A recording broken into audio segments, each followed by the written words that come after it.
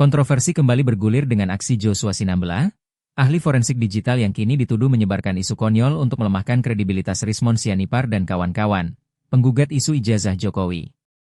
Setelah gagal membantah hasil ilmiah kajian Rismon tentang dugaan pemalsuan ijazah, Joshua kini mengklaim bahwa data yang digunakan Rismon dan timnya adalah miliknya dan digunakan tanpa izin.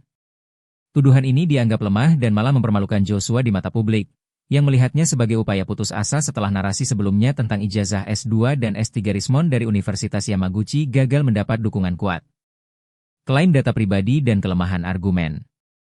Baru-baru ini, Joshua mengunggah pernyataan di media sosial, menyatakan bahwa beberapa data analisis forensik yang digunakan Rismon dan timnya dalam kajian ijazah Jokowi berasal dari koleksi pribadinya, yang ia klaim digunakan tanpa sepengetahuannya. Ia menyebut data tersebut meliputi gambar dan dokumen pendukung yang dikumpulkan selama penelitian independennya.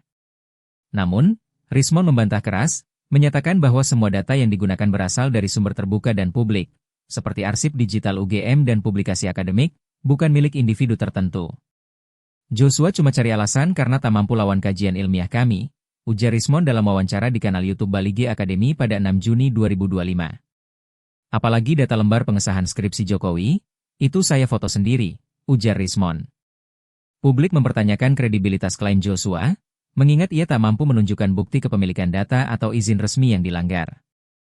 Jejak isu ijazah yang gagal. Sebelumnya, Joshua menghebohkan publik dengan tuduhan bahwa ijazah S2 dan S3 Rismon dari Universitas Yamaguchi palsu, berdasarkan korespondensi dengan Tomomi Sumori, seorang admin akademik yang ia hubungi. Rismon membalas dengan menunjukkan paten terdaftar di Jepang, publikasi jurnal internasional, dan transkrip nilai, yang menunjukkan ikatan akademiknya dengan Yamaguchi. Namun, Joshua tak mampu menghadirkan bantahan ilmiah, hanya mengandalkan email dari admin yang tak memiliki wewenang penuh.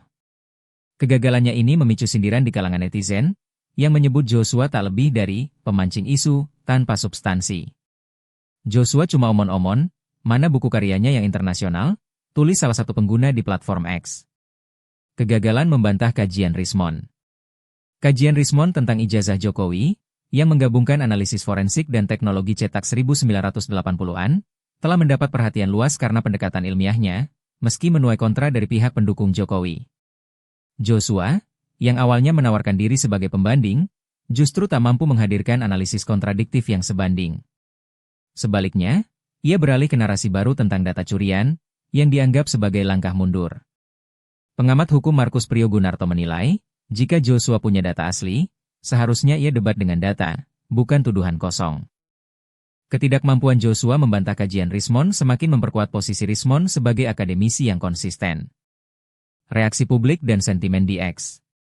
Sentimen di X menunjukkan dominasi dukungan terhadap Rismon, dengan tagar Rismon benar dan Joshua konyol trending pada 6 Juni 2025. Netizen menyebut Joshua, ahli FGD Doang, Focus Group Discussion, yang tak punya kredibilitas ilmiah, sementara Rismon dipuji atas paten dan publikasinya. Joshua kalah telak, cuma bisa sebar isu bodoh, tulis satu pengguna. Di sisi lain, pendukung Joshua berargumen bahwa Rismon memanfaatkan data tanpa izin, tapi argumen ini melemah tanpa bukti konkret, mempertegas kesan konyol dari aksi terbarunya. Implikasi politik dan akademik. Kontroversi ini terjadi di tengah tekanan hukum terhadap Rismon akibat laporan Jokowi ke Polda Metro Jaya. Jika Joshua terus gagal membuktikan klaimnya, ia berisiko kehilangan kredibilitas, terutama di kalangan akademisi yang menuntut debat berbasis fakta. Sebaliknya, Rismon semakin diperkuat oleh dukungan publik dan bukti akademiknya. Namun, tanpa klarifikasi resmi dari pihak independen, isu ini tetap menjadi medan pertarungan narasi yang memanas. Kesimpulan, Joshua terperosok dalam narasi konyol. Joshua Sinambela kembali menuai kritik dengan menyebarkan isu konyol, dari tuduhan ijazah palsu Rismon hingga klaim data curian yang tak terbukti. Ketidakmampuannya membantah kajian ilmiah Rismon menunjukkan kelemahan argumennya, justru membuatnya tampak putus asa. Publik menilai langkah ini sebagai upaya sia-sia untuk menutupi kegagalannya, sementara Rismon tetap berdiri dengan bukti kuat. Kebenaran hanya akan terungkap jika Joshua mampu menghadirkan fakta, bukan sekadar narasi yang mempermalukannya.